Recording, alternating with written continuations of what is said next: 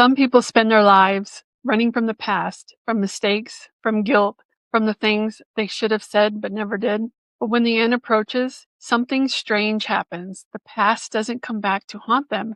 It comes back to heal them. Tonight, we look at the visions that arrive in the final days of life, not to scare, not to punish, but to give people one last chance to finish what they started. I'm Candy, and this is Half Haunted Chronicles. Hospice nurses will tell you dying people don't drift into darkness. They drift into clarity. Memories sharpen, old regrets rise to the surface, names long forgotten suddenly come back with weight, and then the visions begin.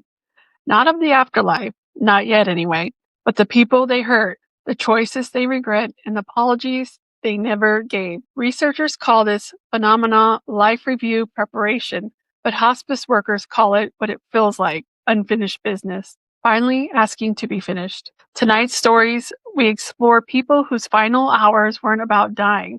They were about transforming. Here are some stories. 3 lives, 3 chances. Leon, the minister who preached fire but found grace. Leon was a strict minister, strict enough that even his own family felt judged. He believed in punishment, in sin, and suffering as the only way to reach God. But when cancer began to take him, something shifted. In the final week of life, Leon told Dr. Lerma, "They're showing me things I refuse to see." He described angelic figures, not towering beings, not glowing warriors, but gentle presence that filled the room with warmth.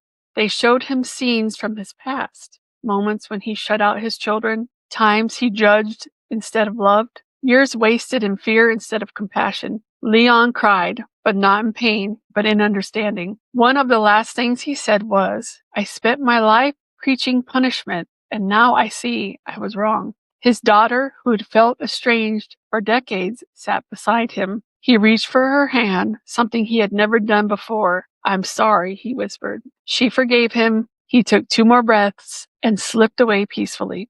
For Leon, death wasn't an ending. It was a correction. William, the Nazi soldier who asked for a second chance. This case divides researchers because it challenges how we think about guilt. William had been a soldier in Nazi Germany, not a high-ranking officer, not a commander, but someone who had participated in violence he later regretted. For decades, he lived with shame so heavy that even speaking about the war made him cry. But in the days before his death, he saw someone, a young man, a face from the war, a face he remembered harming. But the vision didn't accuse him.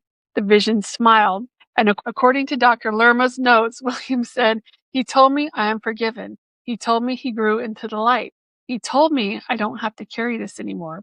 The hospice staff reported that after this moment, William changed. He laughed. He ate a little. He talked freely about memories he had buried for decades. His daughter said it was like the weight fell off of him. He died lighter. For William, the visions wasn't comfort. It was liberation. The woman who waited for her son. Another story came from a hospice nurse in Lerma's research. A woman who had distanced herself from her son, years of arguments, wounds, silence, was dying from organ failure. She didn't speak much. She didn't open her eyes. She didn't respond until one night she whispered, "He's coming." The nurse asked who she meant. "My boy." The next morning, her son, who lived across country, arrived unexpectedly. He had taken an overnight flight after feeling an overwhelming sense that he needed to be there. He walked into the room, her eyes open for the first time in days. She reached for him. They talked for 3 hours. Apologies, memories, and forgiveness. When her son stepped out to make a phone call, the nurses noticed her breathing had changed. She passed within minutes. Her unfinished business finished itself in the only way it could, with a chance to say goodbye. Here are 3 creepy facts to haunt your day. Life review, like visions, can occur before death. Some dying people report seeing memories or past mistakes days before passing, not just during near-death experiences. Estranged relatives are often summoned without being contacted. People describe feeling pulled to a visit only to find their loved one near death.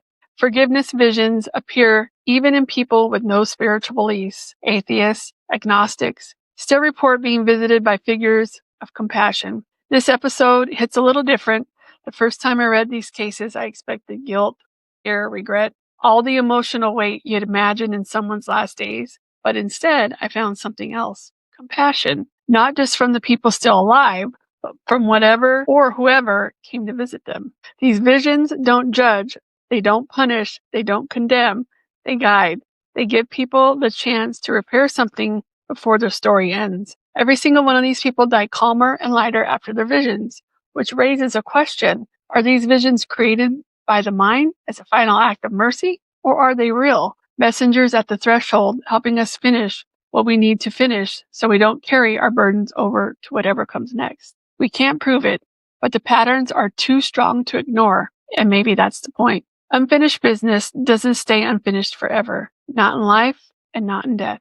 Tonight we explore forgiveness at the edge of life, the visions that help people rewrite the final page of their story. Next time we step into one of the strangest mysteries of end-of-life experiences, shared death experiences, when someone alive experiences a moment of death right alongside the person who's leaving. Light, mist, rising shapes, out-of-body sensations. Until next time, stay curious and always, always stay haunted.